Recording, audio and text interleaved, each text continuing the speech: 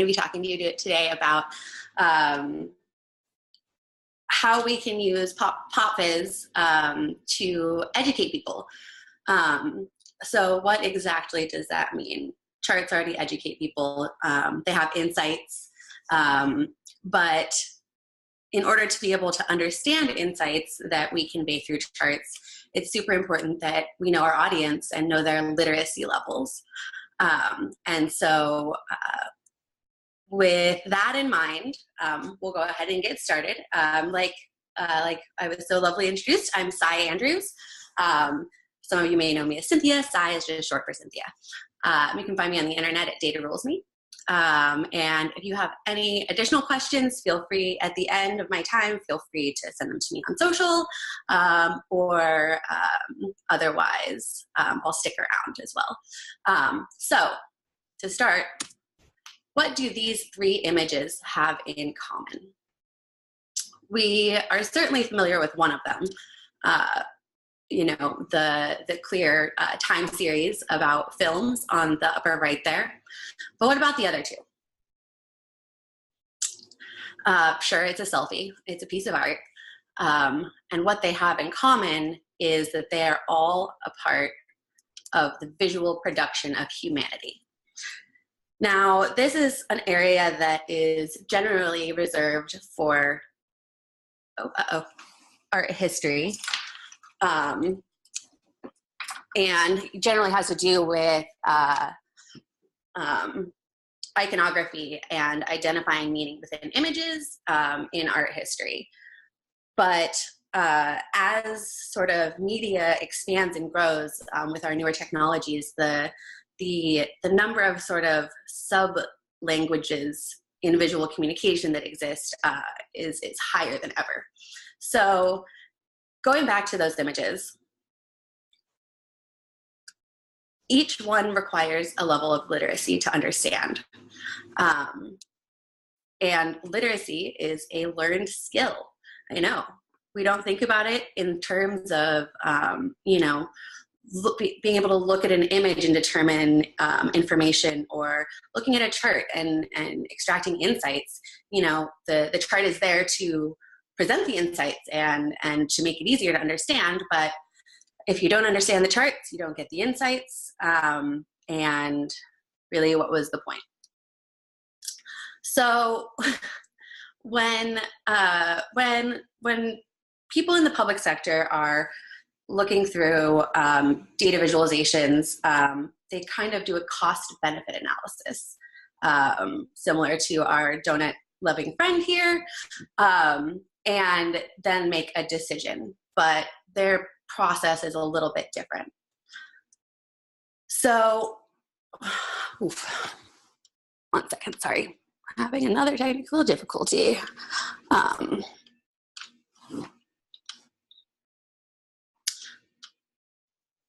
Yeah. Great, now we see the donut eating people. Oh no. Okay, donut, got it. Oh no, sorry, my screen is bugging out. So that cost-benefit analysis is still going on, but it's a little bit different. So rather than talking about a donut, you know, it starts with the subject matter, right? Is the subject matter interesting? If you look at this image and you are not someone that is an art historian, you may look at it and see the image, but your motivation to understand the deeper narrative is kind of non-existent, because you don't really know what you're looking for, right? Same with these ones. Yes, these are all selfies. Selfies are great. We all know what they are. But there's a sub-message in each one of these selfies, which is that they each have a different name. This one here is called Sparrow, which is supposed to convey a message of sort of frivolity of this was just taken and, oh my gosh, I didn't even know. And these are very purposefully used phrases to convey that message to followers of these people on Instagram. There's like a whole rabbit hole you can go down on selfie types if you want to. I'll make sure to post those links after. And the one to the bottom left is called finger mouthing. It's a similar situation. It's supposed to, convey sort of a private moment for the person in the picture and sort of, make the viewer seem like they're having a personal moment or connection with that person. I know it's bonkers. And this one, obviously, we can certainly understand what the message is here. So our motivation as data visualization professionals here to understand this message is so much higher than those other two because we know what we're looking for, right? We know that if we come over here, we're going to get information about Pulp Fiction, and over here it'll be about Kill Bill, and we understand what the correlations there are because we are literate in data viz. Oh, oops, sorry. So what can we do to sort of mitigate that? How can we increase the public's level of understanding? And the answer to that is simple. We can do what we do best. We can make charts and graphs and dashboards about things like Kim Kardashian and how frequently she tweets, about music festivals, about any number of things that sort of everyday lightness is the sort of like everyday lightness of those topics increases the motivation for people to try to get those insights out of those charts. And so, if we have a dashboard about Kim Kardashian's tweets, and that dashboard contains a bar chart and a line chart and maybe like a semi-complicated Sankey diagram. And so when somebody in the general public sees that, their immediate motivation is higher because it's a light topic, right? It's not a topic that kind of makes you kind of think, ooh, I don't really want to think about that right now. Like so many topics that contain data viz, like, news stories. These are the places where members of the general population are seeing data viz. And a lot of individuals sort of look at hot viz as topical, but really it's not, because through those vizzes we are able to, like I said, educate people. But why though? Through this method, we are able to create a sort of muscle memory. So going back to that Kim Kardashian chart, we again, have all these chart types that we are all super familiar with. Now, what about somebody who doesn't understand these charts, right? So when they come across a chart like, let's say, fun topic, opioid addiction, right? So when we look at those, at things like that come up, right? Like, this is unfortunately what a lot of those charts out there look like, right? They're kind of difficult to understand. It doesn't necessarily invite you in to look at it.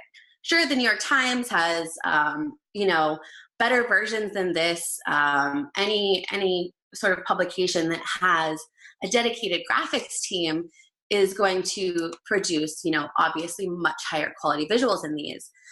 But again, we're talking about the status quo, right? So most newsrooms don't have a graphics team.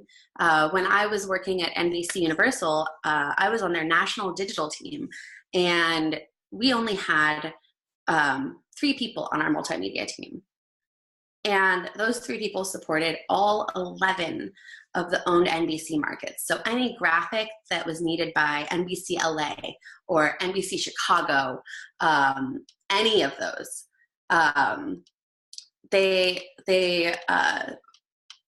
required somebody on the national team to make one for them. And so when you have request after request after request coming in, it can be really hard to use a chart at any point.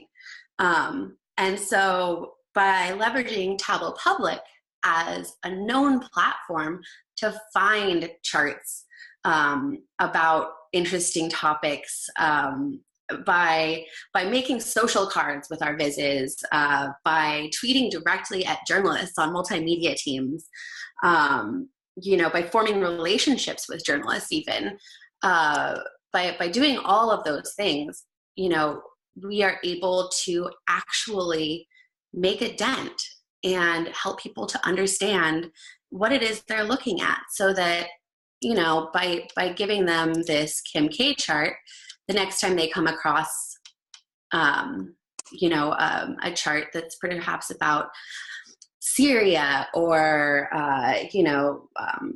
what's going on with our president, and maybe some congressional decisions and voting patterns, and these really hard-hitting topics that really don't have much, sadly, don't have much incentive a lot of the time today for people to look at them.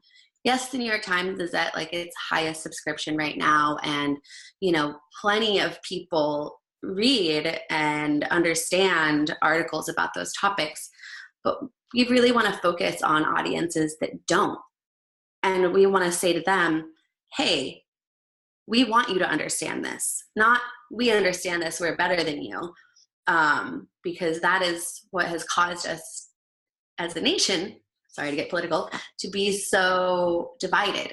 And by reaching across the aisle and going to where the uneducated audience is, by going, to newspaper or going to websites and going directly to journalists and getting these things out there, hopefully we can sort of inceptively educate the public.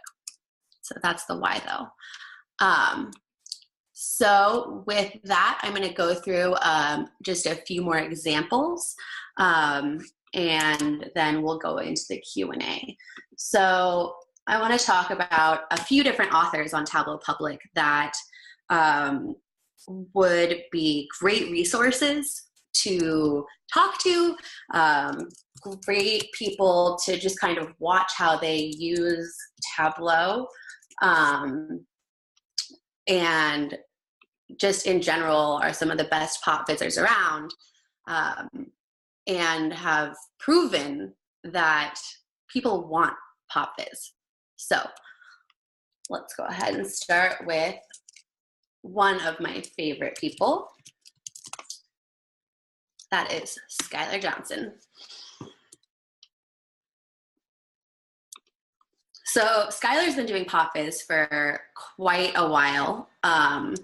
He has fizzed about all kinds of things, from music festivals to books to the spells of Harry Potter, right? Which we are all familiar with his Harry Potter chart. This is the chart really that took off as far as pop fizz. It's one of the most viewed charts on Tableau Public, and the level of engagement with this chart was so high, and it was featured in Mashable, it was featured in Teen Vogue, it was in all of these sort of mainstream publications, and they just picked it up. And this chart informed people that aren't familiar with data viz how to read these chart types. And so if something like this spell of Harry Potter viz can garner such attention without even trying, imagine what could happen if Tableau Public en masse, all of us mobilize and just start making these vizzes that are about relevant topics that people are interested in. If we do things like leverage Reddit to get more eyes on our vizzes, then we should do that.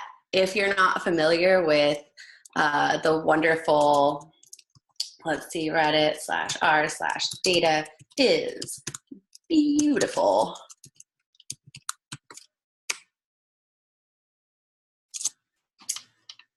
This is like the front page of the internet, right? Reddit.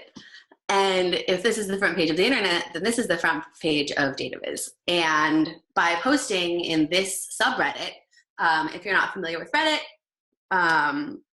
Google it, sorry. I'm pretty sure most of us are. But if you're not, you should go and check this out. And it's basically just a place to go to post your charts for the Reddit community, and you can get you can get feedback this way, and you can also get exposure. I'm not sure why it's not loading, but okay.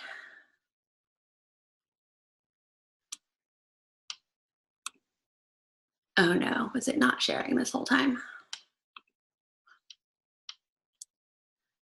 Great. You're still sharing. Okay, so you were able to see this screen? Yep. It's just okay, not loading. Okay. There we go. I see Tableau Public now. Oh my God. It wasn't giving me the Zoom info, so I was feeling confused. Got it. Okay. It's just not loading, which is cool. That's fine. Well, anyway, r/data is beautiful. If you can go there on your browser, I would recommend it. Take a look through that and post your business there. Let's see. Another great, I would be remiss if I did not mention the always wonderful Jewel Ray, who is pretty much the godfather of pop biz. If you don't know her, you should. And also, I'm surprised.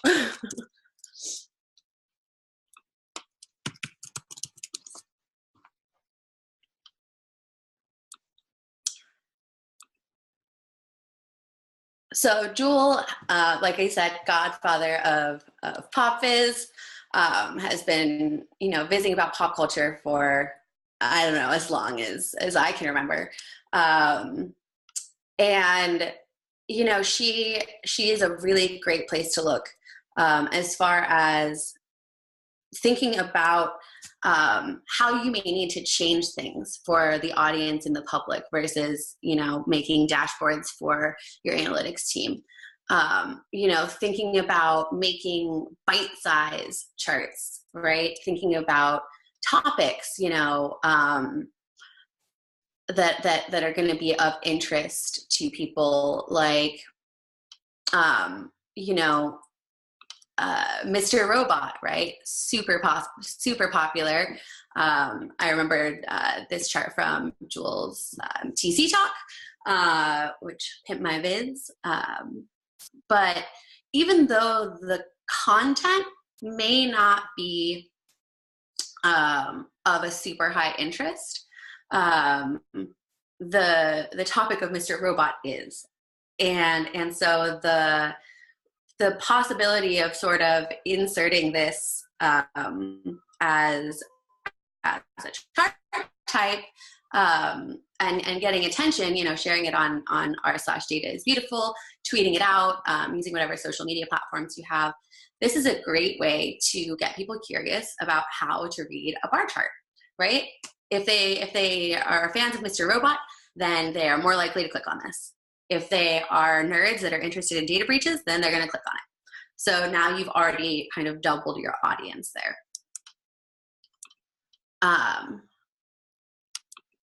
So outside of that, what else can we do?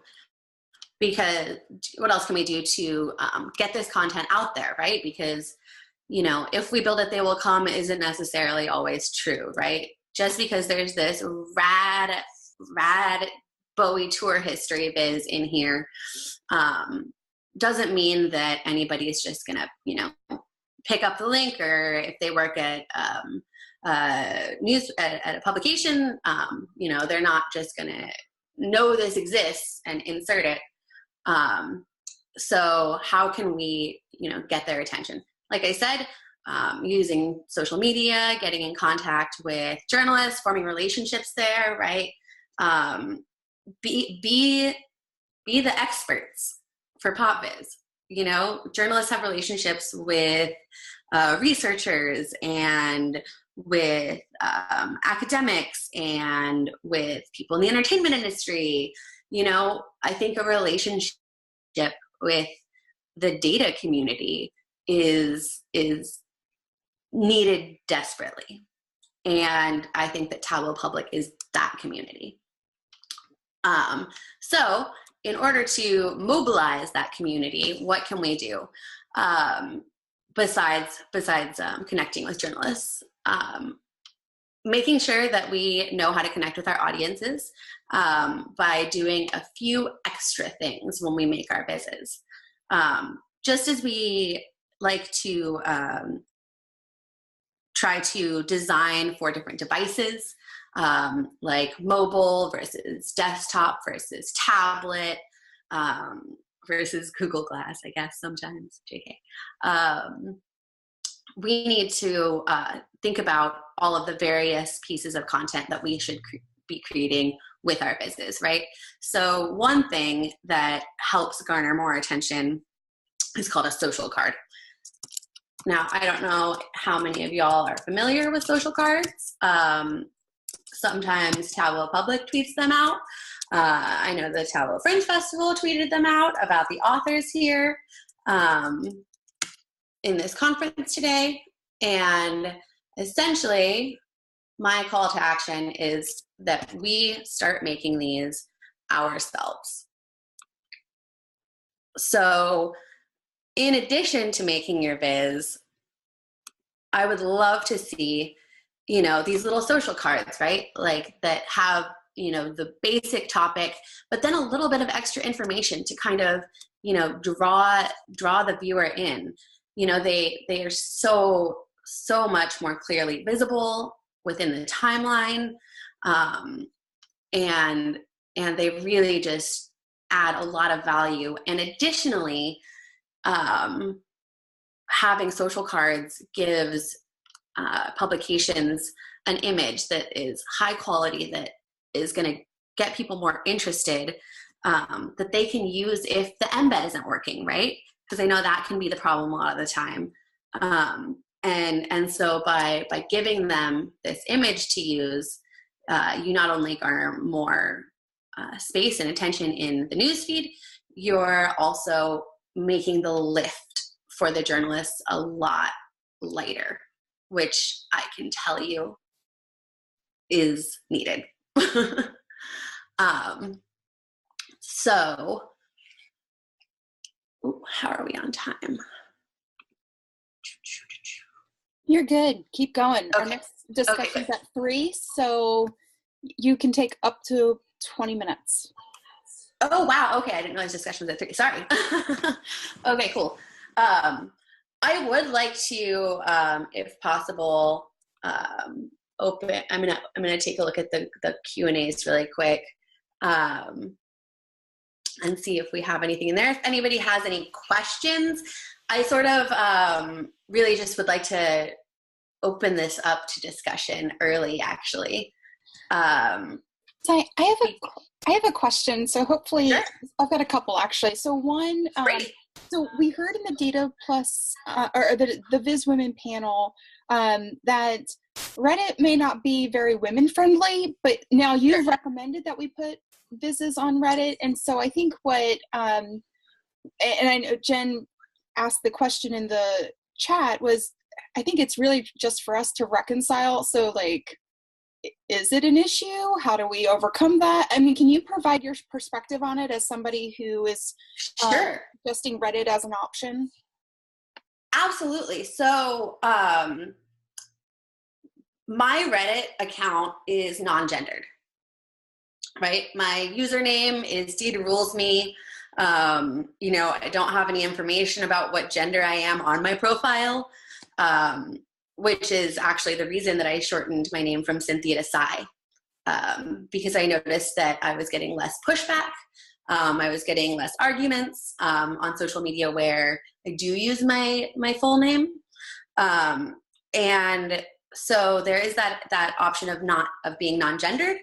The one good thing about Reddit, while it sometimes is crappy, is the anonymity that you have there. So people only know about you what you want them to know. But with Tableau Public, especially, your profile is on there, and it's definitely a social network, so you want to have like your name and an image, and represent who you are there. So it's really kind of, I think it's up to the individual depending on how thick-skinned you are. But I also think that, if a space isn't great for women, I tend to try to go to those spaces more often. Do you know what I mean? And say, this is my space too, and my space. When you look at the amazing women that have come out against spaces that are anti-female, that aren't female friendly, if they hadn't stayed in those spaces, then we wouldn't be having those conversations. So, I mean, maybe that's my like stubbornness there. But I think we should all just bombard them. And I mean, if data is beautiful, it's just like a bunch of women and like people from Tableau Public defending those women, like I would call on the men in the Tableau Public community too, to be in that space and be our allies. Okay, thank you for that perspective, because I think we just needed to reconcile that, but I think you had some really good discussion, some really good perspective there. So thanks. Now let's see if there's any questions or questions. You can use the Q&A. That's helpful because we can mark it. Otherwise, you can always ask questions in the chat. Cool. All right. Let me go find the chat thingy here. Got it. Oh man.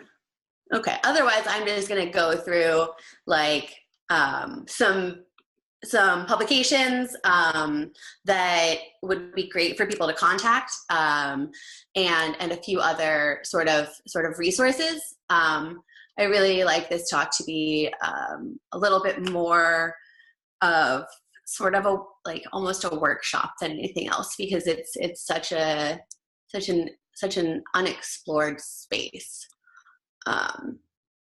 So in that case, let's just go look at more stuff. So as far as publications go, ones that I think are great to watch are things like, I mean, honestly, to speak to that to the women's panel, right? One publication that has been unabashedly supporting women and has a younger demographic and is really super into doing good journalism right now would be Teen Vogue. I'm kind of in love with Teen Vogue right now. And, just kind of monitoring this, that's a crappy example right there. No, not necessarily. They talked about a plus size model, so it's not just somebody who is, I mean, that's the point of that article. So I think it's getting out besides the waif model that was popular in like the 90s. Absolutely. And just looking at this landing page, right? We do have a lot of different kinds of information here, and that provides a lot of options to, create charts. Even, like looking at this topic here, there's data about everything. Like there could be a data set on, the history of lingerie, like, I don't know, looking at styles over time or designers or, we're data people, there's data. And so finding that data and making a viz that's relevant. And then the great thing about online publications is that the author of a given story is generally something you can find and contact. And so if you were to maybe look at this trending section, every couple of days or once a week even, you might see something like this. And maybe this is a topic that's trending right now. And you can say, okay, I'm going to make a chart about this. I'm going to go here to Ariana.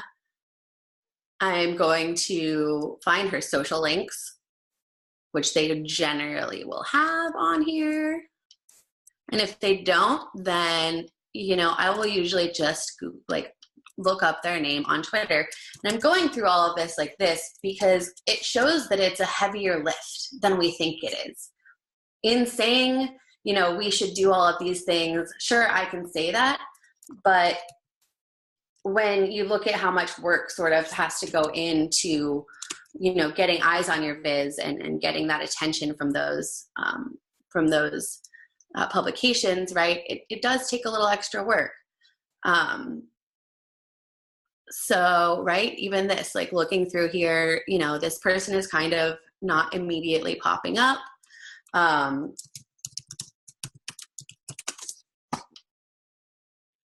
Right, so I'm trying to find this author, which is like not possible. Okay, bad example. But generally, you can find the authors. And, I myself have, when I was at NBC, I would go into, because I was aware of the Tableau Public community, I would go in Tableau Public and look for vizzes that I could embed and that could be possibly used. And have tweeted at those people and, asked them if I could use their viz.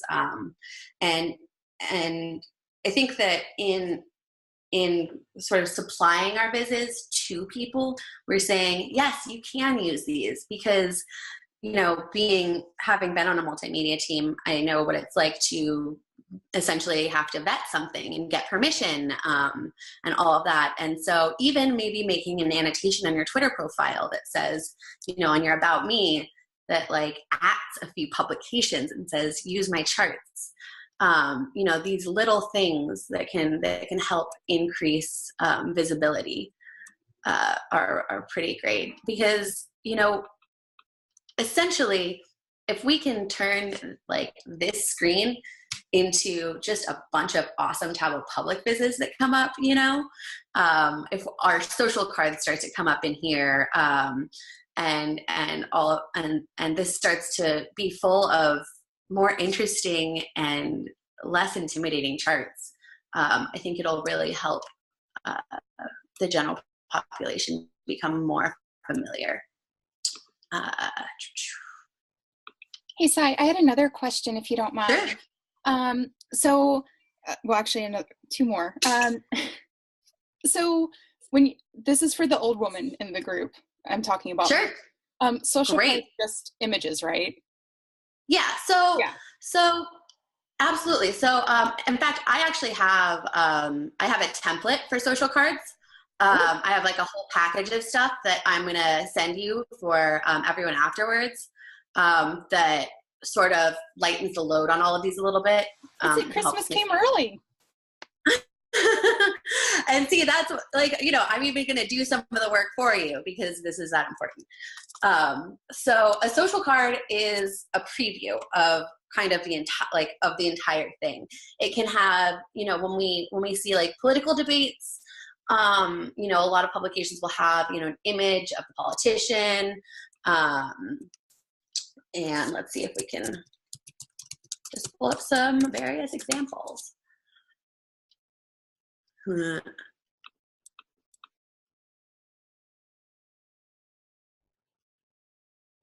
no, that's not it.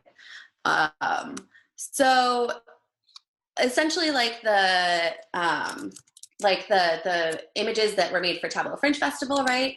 That it's not just an image, it can be a GIF. It's sort of taking things to the next level and getting people interested in that topic and saying, you want to click on me because you want to know more about this. If it's just an image, then the motivation is going to be lower, and you're not lightening the load for your potential viewer. Do you know what I mean? Yep. And so like including any interesting information in it as well, like, you know, with the Kim Kardashian one, right? You know, who's Kim talking about, or what makes Kim mad, or mad or sad, Kim K's emotional tweets, or, you know, something like that, that then has an image of the chart possibly, but also something that draws people in that that is familiar outside of the chart if possible. So in the same way that the Fringe Festival background is that sort of like rainbowy design, maybe having, you know, a picture of the Kardashians back there, and then, you know, adding your information on top of that.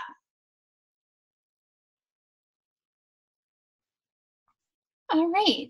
And I think that I just want to highlight a couple of points in the chat. Sure. Let's see. Someone said, I like the Data is Beautiful forum because it has guidelines to appropriate post and moderation. So that's good. As long as data rules, you should have no problem getting anyone to back you. Absolutely. Also, Mark mentioned that canva.com is great for social cards and it's free. So that's a resource as well. I actually used canva.com to make some of my slides. I love Canva. Thank you for bringing that up. That's in my list of resources as well. Great website.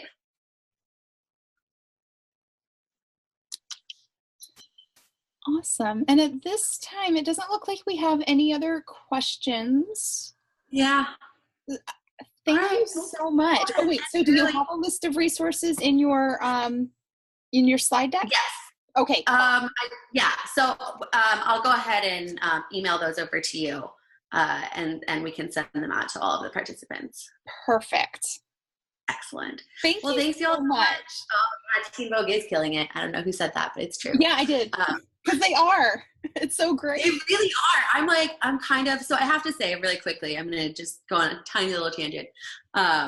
In the interview that y'all posted that Mike Pell did with me while I was visiting Seattle, the way that came across, when we were first talking about doing that interview, he asked me which publication, like if I could be interviewed by any magazine, what would it be? And my immediate response was Teen Vogue, like immediately, because not only are they killing it, right? That's an audience of young women that don't know that like what I'm doing is a job, is a career, is a lifestyle, you know, like, sure, I have a pie chart tattoo and, you know, like data is a huge part of my life, and I found it late. And I just really wish that more people had reached out to where I was. So that's why I'm so hard on the Teen Vogue train, because data artist, how many people even know that's a job? That is a perfect way to end. Thank you so much. You've really, as one attendee mentioned, you've sparked a number of good ideas, and I think I cannot wait to see that list of resources and share that out with all of our all of the folks who are registered for TFF. Absolutely, you do amazing stuff. So thank you so much for sharing your information today. It was really great. Once the technical difficulties got resolved, it was awesome. Well, thank you so much for having me. And I will get that list of resources out to you. Awesome. Thanks, Sai. Bye.